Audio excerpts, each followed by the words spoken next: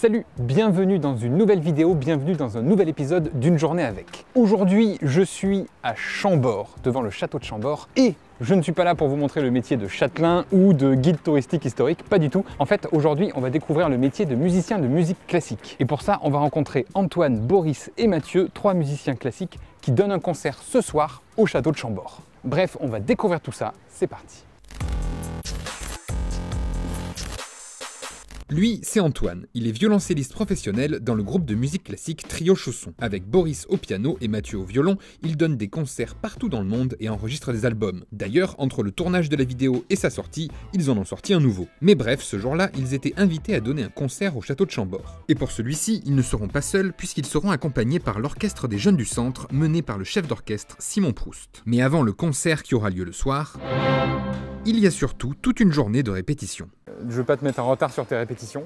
Ouais, alors tout est très réglé. Tu peux bien savoir que pour un musicien, tout est réglé comme une partition de musique. Là, on avait dit 10h05, on avait dit 10h qu'au début de la répète, il y a 10h05, la journée est ratée. Là, ça y est, là, c'est foutu, là. Complètement foutu. Magnifique ce château, hein. Incroyable.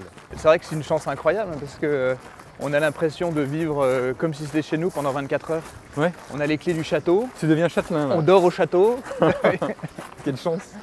Donc on a nos appartements, je vais aller chercher mon violoncelle. Là tu vas répéter seul pendant à peu près... Oui, je vais faire mes gammes, je vais répéter les petits passages qui ont besoin d'être consolidés, travailler continuellement pour que ça passe ce soir. Okay. Et puis après, voilà, on va se retrouver tous les trois. Merci beaucoup. Là on rentre dans les entrailles du château. Là. Dans les coulisses du château. Donc tu vois, c'est assez extraordinaire, on est... Donc chambre au château avec vue, vous pouvez aller voir la vue par la fenêtre. Ah oui, effectivement, la vue au réveil est sympathique. Alors quand on est musicien, c'est vrai que de temps en temps, comme ça, on a des privilèges et des chances absolument extraordinaires voilà, des choses qui ne sont pas ouvertes au grand public. Oui, c'est ça. Alors je vais prendre mon violoncelle. Alors oui, c'est ça, hein, je suppose, hein, le violoncelle. Voilà, ça c'est la... Alors il faut que je fasse attention parce que... Oui, ça c'est le problème. J'ai tapé la... C'est le problème de cet instrument quand même, c'est qu'il il prend de la place, ouais, mais au bout d'un moment, en fait, tu n'y penses plus, il fait partie de toi. Ouais.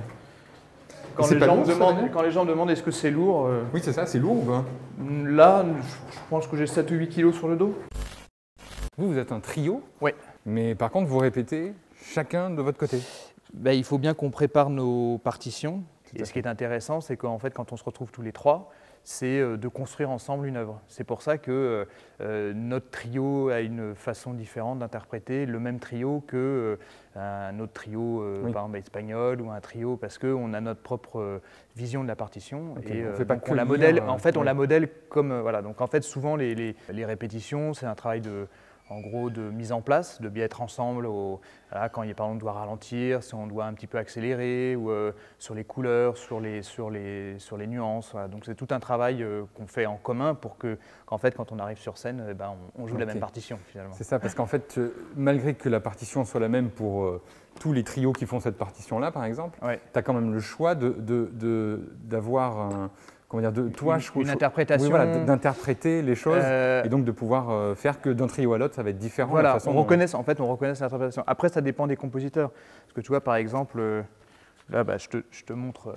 Tu vois, donc les partitions, elles sont quand même assez organisées. C'est-à-dire que tu as quand même des nuances. Là, il y a par exemple un F, c'est-à-dire forte, joué là. P, c'est piano. Donc ça, normalement, tous les musiciens vont jouer de la même façon. Mais après, c'est difficile. Il y a façon et façon. Il y a comment on interprète l'allegro. Donc ça veut dire un mouvement allegro, joyeux, donc assez rapide. Est-ce que on va prendre le même tempo tous, enfin plus ou moins, tout un travail. Tu as quand même un panel de choses où tu peux jouer là-dessus. Bien sûr, est-ce qu'on va mettre du vibrato, est-ce qu'on ne va pas mettre de vibrato, est-ce qu'on va mettre ce qu'on appelle des liaisons ou jouer détaché, enfin voilà, il y a tout un travail après de phraser, Voilà. Je découvre parce que je t'avoue que moi je suis. T'as jamais été au conservatoire? Non. Ou pris des cours de musique? J'ai fait des cours de solfège quand j'étais petit. Aïe. Généralement quand ça commence comme ça, c'est. Ouais, mais après, et après j'ai arrêté. Je voulais faire de la batterie quand j'étais petit, mais bon, j'étais pas bon donc j'ai arrêté. Du coup, c'est vrai que moi je suis incapable de lire une partition de musique. Incapable, voilà. Bah, c'est quelque chose qu'on apprend quand on est petit. C'est vrai qu'on vers un peu, à peu près au même âge où on apprend à lire ou à écrire. Oui, c'est ça. En fait, Parce que toi, c'est comme si tu lisais du texte, là, Ouais. pour toi. Ouais. C'est incroyable, ça. Ouais. Je trouve ça dingue. Bah, c'est dingue parce que tu es de l'extérieur. Mais si vers 6-7 ans, tu as commencé à apprendre le nom des notes et à savoir quel son ça donnait, j'ai toujours vécu avec ça. Donc Oui, ça me paraît naturel. C'est une Et deuxième pas- langue pour toi. Voilà, c'est ça. Mais c'est pas si difficile que ça, en fait. Ça paraît difficile parce que c'est différent, en effet, des lettres de l'alphabet, mais d'un certain côté, je me demande même si c'est pas plus facile, d'ailleurs. Ouais. Parce qu'il n'y a que 7 lettres dans la gamme. Oui, c'est ça. Do, ré, mi, fa, sol, la, si, ça va. C'est ça.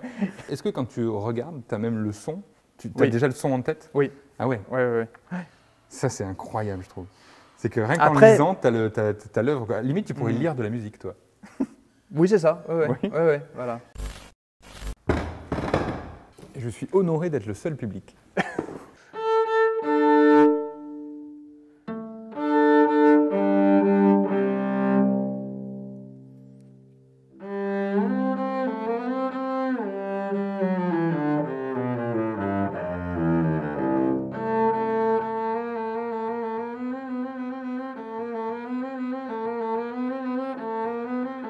Et là, tu fais tes gammes, c'est ça, non? Oui, je me chauffe les doigts, je remets les doigts en place sur la touche et... En plus du trio, Antoine, Boris et Mathieu ont d'autres activités.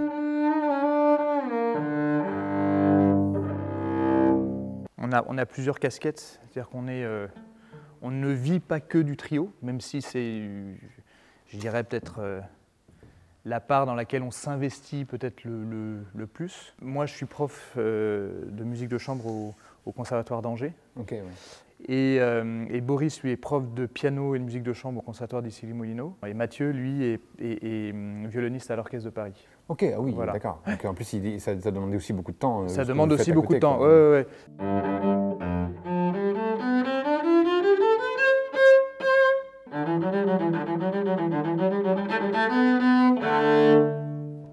En fait, ça, c'est du crin de cheval, ça. Ah, ok. Et en fait, il y a besoin de mettre de la colophane. En fait, de la colophane, c'est de la résine d'arbre retravaillée, bien entendu. Hein.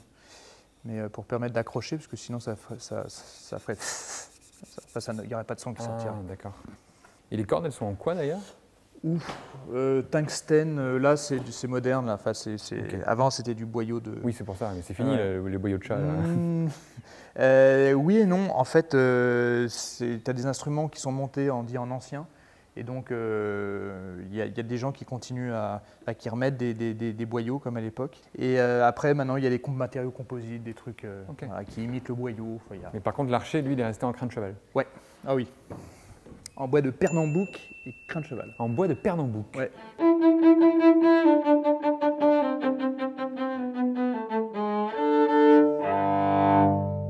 Mais t'as même pas de partition, t'as rien du tout? Bah parce que j'ai pas de pupitre, mais enfin parce que là, je les connais un peu par cœur tous les. Ah bah oui, tu à les connais force par cœur, là, quand même. À force de travailler, ça rentre dans le ciboulot quand même. Magnifique.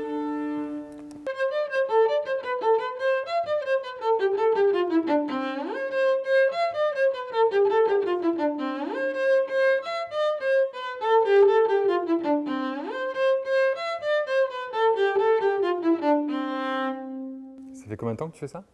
J'ai commencé à 6 ans. À 6 ans, et d'accord, Ça doit ok. donc faire presque 40 ans que j'en fais. Et c'est vers 14-15 ans tout d'un coup que j'ai dit, je vais en dit faire bah mon tiens, métier. pourquoi j'en ferais pas mon métier, ouais. Voilà. Ok. Tu t'entraînes combien d'heures par jour? Quand on répète, ça peut être 6 heures de répétition en trio, jour. Ah ouais. ouais, par jour. Ouais. Ça peut même aller au-delà. Puis après, quand c'est du travail seul, c'est 4-5 heures de boulot par jour. Ok. Voilà. Enfin, Ah ouais. ça dépend des jours, ça dépend Oui, des périodes. des périodes. Disons, le but, c'est vraiment déjà d'en faire le plus régulièrement possible. Oui, parce que ça s'oublie vite ou pas? Il y a ce truc où Bah, si on disons- pratique pas, on perd un peu? Oui, on perd, bien Ouais. sûr. On perd. En fait, on est comme des sportifs. Hein. Les articulations, il faut les maintenir. Parce que là, du coup, tu as fini ta répétition tout Oui, seul et c'est maintenant ça. tu vas retrouver le reste du trio pour pouvoir travailler ensemble, quoi. C'est ça. pour donner un intérêt au travail que j'ai fourni tout seul. Oui, c'est ça. Voilà. Et pour voir si ça match peut-être avec les autres aussi, parce qu'il faut... C'est ça. Bon, soyez j'espère que ça va matcher, parce que là, le concert étant ce soir, ce serait inquiétant si Oui. tout d'un coup... Je pense que quand même c'est pas la première répétition là pour le concert de Non. ce soir. Hein. Non. Il y a combien de gens ce soir, tu sais ou pas? Dans le public, Ouais. je crois que la jauge, c'est aux alentours de 400 personnes. 400 personnes? Ouais. Tu vas jouer devant 400 personnes ce soir? Oui. Pas de stress, tout va bien? Je te dirais pas qu'il n'y a pas de stress. En fait, le stress, ça dépend vraiment des concerts. Ok. Ça dépend du répertoire, ça dépend du lieu, ça dépend de pas mal de choses, quelquefois que tu n'arrives pas à comprendre. En fait, voilà, y a pas, Ouais. tu peux donner un concert au même endroit, avec le même programme, à un jour d'intervalle. Le premier jour, tu ne vas pas avoir le stress, et le lendemain, le stress. Donc, c'est difficilement quantifiable. Mais Mais ce soir, c'est un concert avec pas mal de stress, enfin de stress positif, Oui, bien sûr. parce que déjà le lieu est quand même assez magique, Ah ouais. emblématique. Château et de puis, Chambord. et puis on joue avec orchestre et un concerto qui est très très difficile en fait. Ok. Donc voilà, il y a une bonne petite pression, mais comme on les aime, Bien sûr, bien sûr. d'adrénaline. Mais ouais, non, il y a C'est stimulant quoi. Ouais. Ça, c'est Ouais, ouais, voilà. Mais c'est vrai que ce lieu, il est quand même incroyable. Alors, c'est je magique, suppose ouais. quand même que tu as fait pas mal de lieux magiques. Oui. Parce que c'est vrai que ça fait partie aussi de la musique classique de jouer dans des lieux comme ça. C'est vrai, oui. Ça fait partie de cet univers-là, quoi. Ouais, pour te citer quelques lieux, on a joué par exemple au pied du Christ du Corcovado au Brésil. Ah oui. Oui, ça c'était une expérience assez extraordinaire. On a pu jouer aussi dans de très très jolies salles au Japon. Ouais. On est aussi des salles perdues en pleine forêt en Finlande, au-delà du cercle arctique, enfin des trucs. T'as voyagé dans cercle le monde polaire. entier, quoi. Ouais, c'est Grâce à ton métier. Oui, ouais. Ah, depuis un an, je t'avoue qu'on voyage pas Ah bah beaucoup là, oui, ça, c'est un peu normal. Et là, ce soir, tu joues juste là, dans la cour du château. voilà, dans la cour du château de Chambord. C'est quand même pas mal. Pas mal. Donc voilà le lieu du concert. Ah, et le reste du trio qui est déjà là. Oh, bonjour.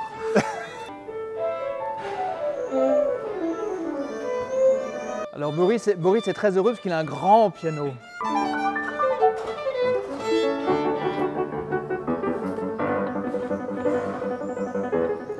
Même je suis trop dans le trou là. Et est-ce qu'ils vont Mais pouvoir, il faudra voir l'emplacement avec l'orchestre. Parce que je crois que le piano il bouge pas en fait.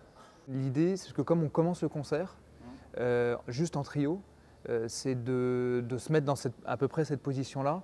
Et une fois qu'on a joué, mettre en position comme vous l'avez sur le on n'aura plan. pas le temps de tout mettre, hein. J'ai tout ça installé. Et en fait, c'est très bien.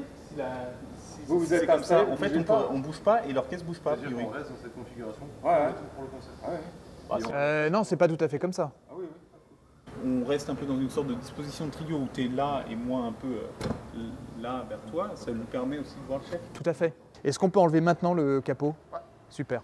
Alors là, ils vont enlever le capot du piano. Et c'est très très lourd.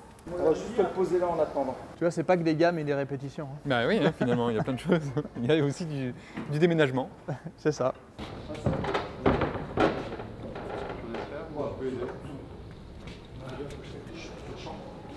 Mais ça a l'air très très lourd. C'est bien plus beau. Ah bah oui, moi j'aime bien, hein. On voit l'intérieur, c'est super joli. Hein. Tu vois la différence entre cette énorme bête et puis un petit instrument comme Oui. ça là? C'est sûr que C'est un combat. Le problème du piano, c'est que c'est peu transportable comme instrument. On peut pas se dire, tiens, je vais aller jouer un peu dehors.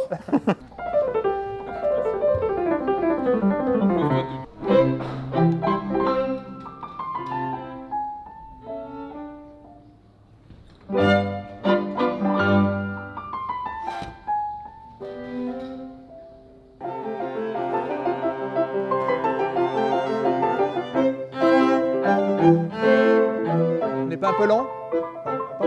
Un peu lent.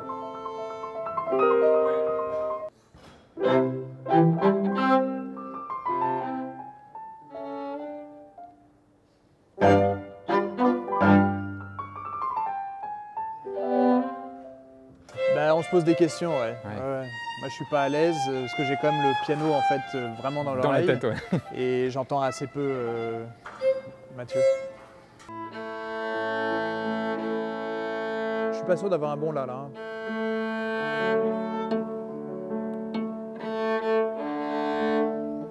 Notre référence pour être juste ensemble, c'est le La. Ah, Tout ok. repose sur le La. Mais c'est vrai, c'est la tonalité. C'est pas ça la tonalité, c'est la note de Enfin, la référence. note référence, D'ailleurs, ouais. pourquoi c'est la note de référence, le La? Je sais pas, mais je sais que c'est aussi le. Le téléphone? Ouais, le téléphone. C'est le. Alors le téléphone, c'est 440 Hz et nous, on s'accorde à 442 Hz. Oh, pardon. Pardon, il manquait de Hertz. Autant pour moi.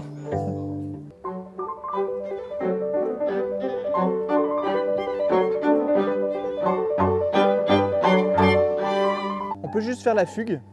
Ça va là, ça va mirer.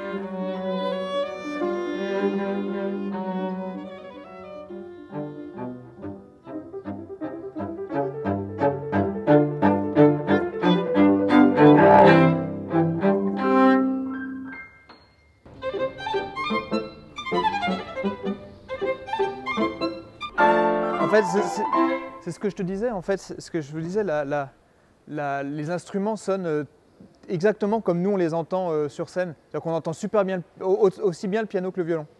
En fait, vous allez écouter là-bas pour voir si le son est bon, quoi, c'est ça? Non, L'idée c'est pour l'équilibre entre les trois instruments. Ok. Que, Donc il n'y en a pas un qui soit plus fort que d'autres, On quoi. n'a pas les mêmes impressions en fait quand on est ici que quand on écoute et comme on peut Bah oui. pas avoir d'oreille extérieure. Bien sûr. C'est très trompeur et toutes les acoustiques sont différentes. Et... Oui, c'est ça. On Ça peut dépend avoir du lieu l'impression aussi. De Ouais. devoir forcer pour que ça projette. Et en fait, ça projette tout seul.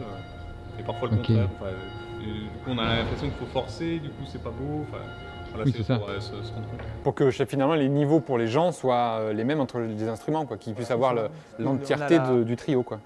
en fait, c'est nous qui avons la table de mixage. Oui, c'est Et ça. on doit mixer en fait. C'est pour vous-même. ça, voilà.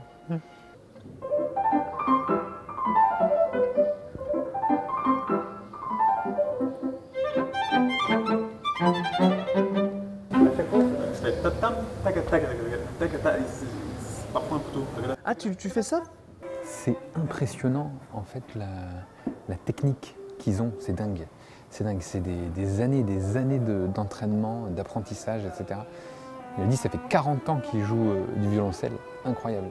Il y a une telle technique dans les doigts, dans la position. Enfin, c'est au millimètre près, quoi. C'est dingue. C'est super beau, en tout cas. Magnifique.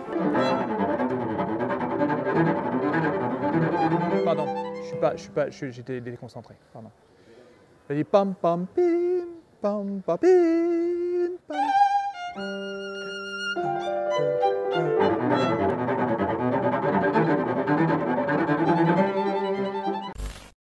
Mais là, il est bientôt 15h.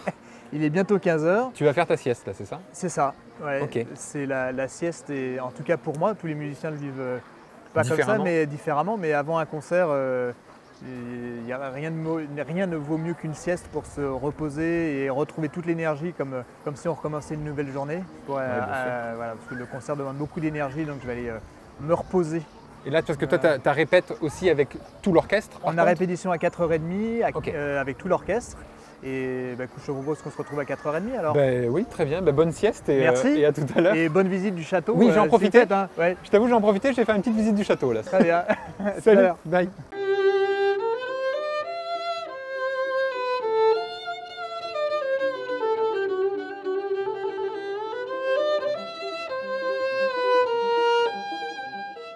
Eh ben, c'est magnifique. Et à 16h30, nouvelle répétition avant le concert, cette fois-ci avec l'orchestre qui va les accompagner. Et ce soir, le trio et l'orchestre vont jouer du Strauss, du Haydn, du Smetana et enfin le triple concerto de Beethoven. Là, on vous entend, mais on se sent très seul en fait. Et après la répétition, direction la loge. Ah oui, d'accord. Donc ça, c'est votre loge, quoi. Bah, apparemment, ouais. Ah ouais, l'avantage d'être à Chambord, quand même, c'est que les loges sont sympas. Ouais. On peut Quelquefois, se on le peut dire. se retrouver dans des arrière-scènes, derrière des salles avec des toutes petites loges microbiques. Là, c'est pas mal. Là, c'est pas tout le temps comme ça. Oui, Hein, voilà. Il y a quand même beaucoup de monde sur scène. Ouais. Vous étiez quoi, 80, quelque chose comme ça? Ouais, ça doit être quelque chose comme ça. Ouais, Ouais. c'est ça. Dans le public qui vient voir le classique, c'est quoi comme public? C'est un public plutôt jeune, plutôt âgé, plutôt il y a quoi? Il y a un peu de tout ou il y a une certaine tranche d'âge qui vient voir le classique? Malheureusement, voilà, on trouve que le public ne se régénère pas assez et qu'il est souvent d'un public d'âge assez avancé. Mais alors pourquoi justement il n'y a pas le reste du temps plus de jeunes qui s'intéressent à la musique classique? Tu penses que ça vient de quoi? De tout un tas de paramètres sur l'éducation musicale, sur... Non, mais il y aurait peut-être aussi un besoin que les jeunes... Enfin, tu vois, c'est pas... Je pense que la musique classique, c'est pas du tout un truc qui est au contraire fermé et puis qui est réservé à un certain type de personnes. Mais c'est juste peut-être parce qu'on a cette impression-là. Il y a beaucoup d'a priori, j'ai l'impression en fait, chez les jeunes dans la jeunesse, mais c'est aussi simplement parce que souvent ils sont pas du tout au contact avec la musique classique et les quelques expériences qu'on a faites, que tu fais toi à Saint-Denis par exemple, on finit quand même par remarquer que plus les jeunes ont eu l'occasion d'entendre, d'assister et encore mieux de discuter avec des artistes et plus en fait les barrières elles fondent complètement. C'est plus facile de regarder une vidéo sur son téléphone que d'ouvrir un bouquin. C'est pareil pour la musique, c'est plus facile d'écouter en streaming les dernières musiques à la mode ou tendances que de se mettre sur Radio Classique ou France Musique ou aller prendre parce qu'il faut une concentration particulière. Une concentration particulière.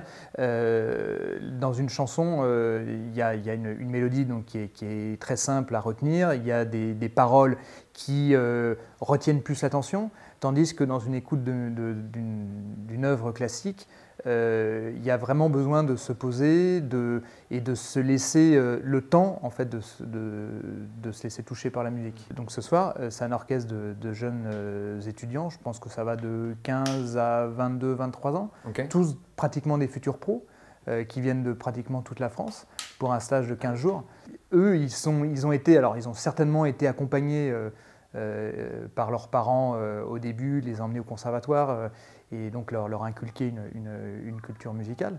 Mais je dirais c'est des jeunes comme tout le monde, donc pourquoi ils seraient plus touchés par la musique classique que d'autres qui malheureusement n'ont pas eu la chance d'avoir cette éducation, cette initiation. Et puis c'est pas non plus quelque chose, parce qu'on aime la musique classique, on n'aimera pas tout le reste. Bien sûr que non, au contraire. Non. Voilà, c'est ça aussi. C'est pas parce qu'on est vieux avant l'heure, parce qu'on aime la musique classique. Non, ça n'a rien à voir. Voilà.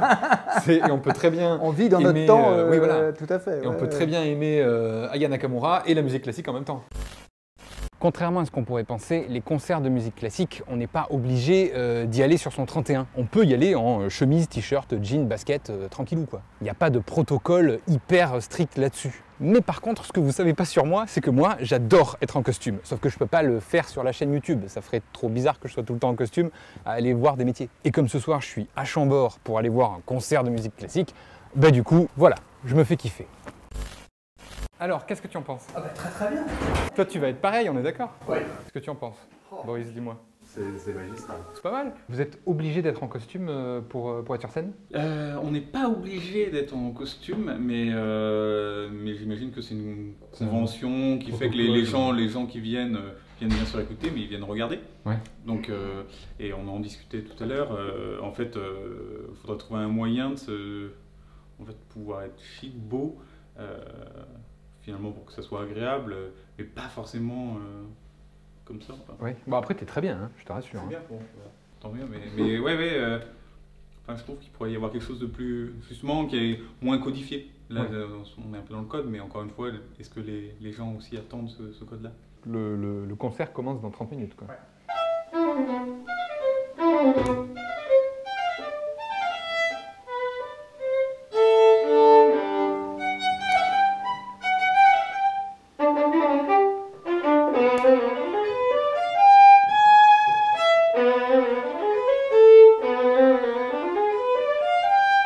C'est quand même un métier où il y a pas mal d'investissements que tu dois faire. Oui.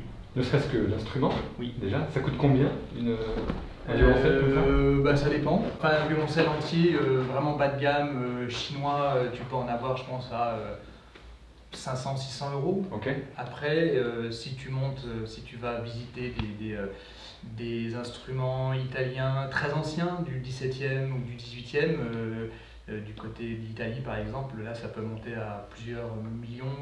Plusieurs millions. Ouais. Ok. Voilà. D'accord. Je vais les laisser tranquilles pour qu'ils finissent de répéter. Là, c'est leur dernier moment avant le concert. Ça démarre dans quelques minutes.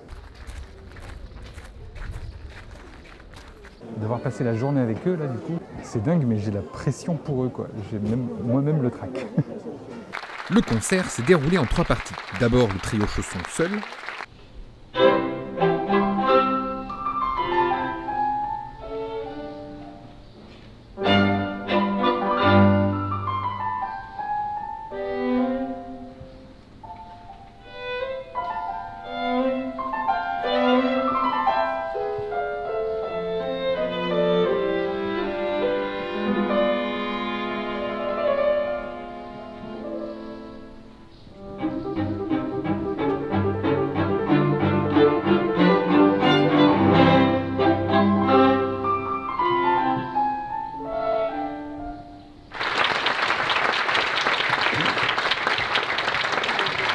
Puis l'orchestre des jeunes seul.